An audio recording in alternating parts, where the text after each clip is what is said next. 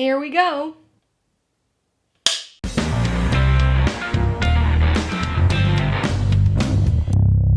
Hey everybody, welcome to Mainly Movies. Today I'm going to be talking about the 2026 animated adventure sequel, the Super Mario Galaxy movie. If you're new here, please consider subscribing for a variety of movie-related content, like reviews, rank lists, and recommendations. All my reviews include a breakdown of the pros and cons, my rating, and even some tailored film recommendations. So be sure to watch through to the end of this video for all that extra content.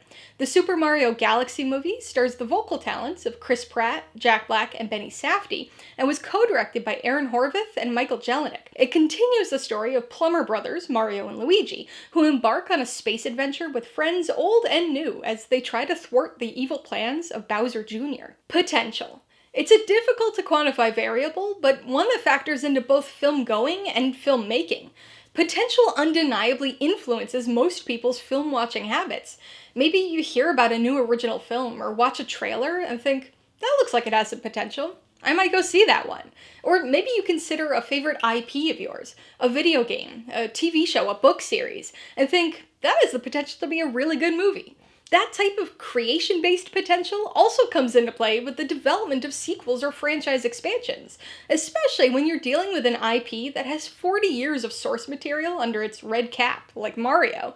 2023's The Super Mario Bros. Movie acted as an origin story of sorts, setting up the story, characters, and rules of the world.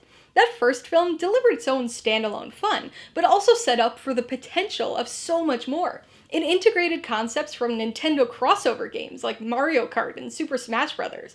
It featured Easter eggs that spanned generations of the games, and even hinted at the inclusion of Yoshi in a sequel. With a movie like this, pulling ideas from dozens of Mario games and having free range to dig into Nintendo's other IPs, the possibilities were nearly limitless. And it's exactly this type of expansive potential that drove interest in a Mario movie sequel.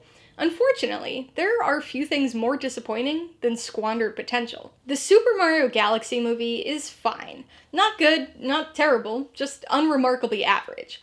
Again, the sky was the limit with potential here. There were countless storyline possibilities, with dozens and dozens of games to use as inspiration, and yet we somehow ended up with a movie that barely even has a story to speak of.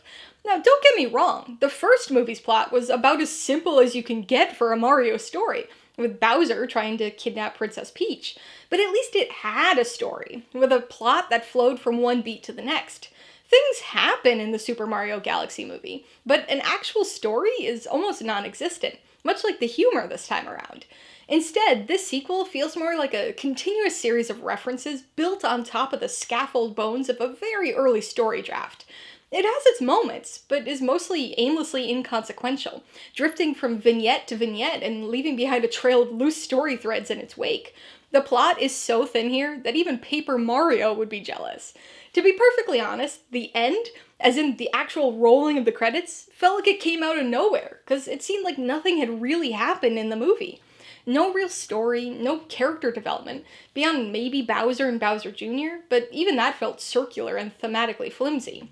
This wasn't even particularly engaging for the multitude of kids who were at my screening, who were either shifting in their seats in bored silence or running around the theater trying to entertain themselves. Although this film isn't very mentally stimulating, it's certainly visually stimulating, perhaps overly so. There's so much to look at, with something happening in just about every part of each frame. This is a frequently frenetic and very fast-paced movie, full of big, bright, colorful animation. In fact, the animation is probably this film's strongest aspect. Admittedly, it's not a style I personally gravitate to, but the pretty colors and bubbly energy do help to distract from the film's shortcomings. With very little story to latch onto, and not much in the way of characters either, this becomes a film propped up by nostalgia. Like its predecessor, this movie is absolutely loaded with references and Easter eggs. This will still be a big draw, especially for Mario superfans, but it might not be quite as entertaining for casual fans as the last one was. This sequel seems to be targeting a slightly younger demographic with its references, drawing upon a lot of the mid to late 2000s games rather than the primarily 90s reference points of the first film. So I think I'm actually a little too old to get many of the references this time around, but even I still had plenty to enjoy, including nostalgic musical cues and sound effects, the memorable appearance of Fox McCloud, and of course, the inclusion of my personal favorite Mario character, Yoshi. So even more so than the first film, this sequel will be a your mileage may vary type of movie for most people. It'll still be fun for Easter egg hunting Mario superfans, and fine as a throw it on in the background time waster. But as a movie for the average audience member to actually pay attention to, it's a bit underwhelming, and sadly, a disappointing waste of potential. Alright, let's talk about the pros and cons. The biggest pro is definitely the animation. It's not a style that I personally enjoy very much, but it's certainly the standout element of this film. It's bright, colorful, and extremely visually stimulating, with a ton of things to look at in every shot. There's a lot of detail, and plenty of blink and you'll miss some references and Easter eggs in some of the busier backgrounds. They also occasionally play around with the visual style a bit, showcasing some classic side-scrolling Mario animation, as well as a great little 2D anime-style interlude to introduce Fox McCloud and its backstory. On the con side, the biggest and most pervasive issue is the story. This is something that also ended up on the con side for the first film too, but by comparison, this makes the first movie's story look pretty good. It was overly simple, but at least it had a story. Things happen in this movie, but there's really not anything to it beyond some dropped subplots and a couple disparate ideas strung together. None of it's very interesting or consequential, plus the humor takes a big dive compared to the first film. The whole thing's Paper Mario thin, lacking substance, character development, and really anything to keep you invested besides Easter egg hunting and nostalgia. Before I give you my rating and recommendations, I want to remind you that if you're interested in buying the Super Mario Galaxy movie, or any of the other films I mentioned today, I do have affiliate links for all of them in the description below. I get a small commission from anything you buy using one of my links, so I'd really appreciate it if you use them if you're in the market for any of these movies or anything else. I'm gonna give the Super Mario Galaxy movie 2.5 out of 5 paws.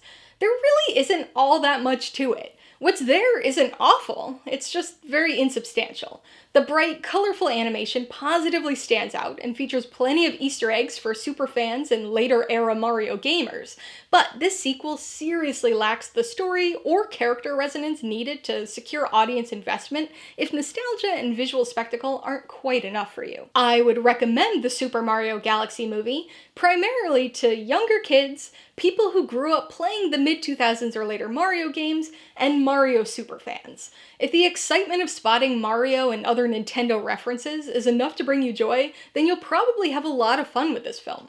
Similarly, if you're just looking for a visually stimulating way to kill an hour and a half, this'll get the job done as a mindless popcorn muncher. But if you're interested in something that actually has a story, well, let's just say that this sequel makes the first film feel plot-heavy. If you liked the Super Mario Galaxy movie, I would recommend Wreck-It Ralph. With some more colorful animation, this Disney movie is a funny, heartfelt, reference-filled story that focuses on an unlikely duo forced to work together in the creatively designed, hidden inner game world of an arcade. If you want some more reference-catching dopamine hits, you might want to watch Spider-Man Across the Spider-Verse. This is another IP-based sequel that's loaded with more Easter eggs than you could ever spot. The animation here is also a standout element, but it has the added benefit of a strong story and well-developed characters. And if you want some more Mario entertainment, I'd be remiss not to suggest the Super Mario Bros. Movie. I usually try to avoid recommendations from within the same franchise, but sometimes the most obvious option is the best option. This first film combines Illumination's ultra-colorful, bubbly animation style with reference-laden Nintendo nostalgia. The story is very simple, but it still has a bit more to offer in that regard than its follow-up. Alright, a couple questions for you guys. Number 1, have you seen the Super Mario Galaxy movie? If so, what'd you think of it? And number 2, what Nintendo character would you be most excited to see in a third Mario movie? Be sure to leave your answers in the comments below so we can get a discussion going. Alright, so if you got some enjoyment, insight, or information out of this review, I'd appreciate it if you'd hit that like button. And if you haven't done so already, please hit subscribe if you're at it to see more videos like this. Till next time, this has been Alyssa with Mainly Movies, the way life should be.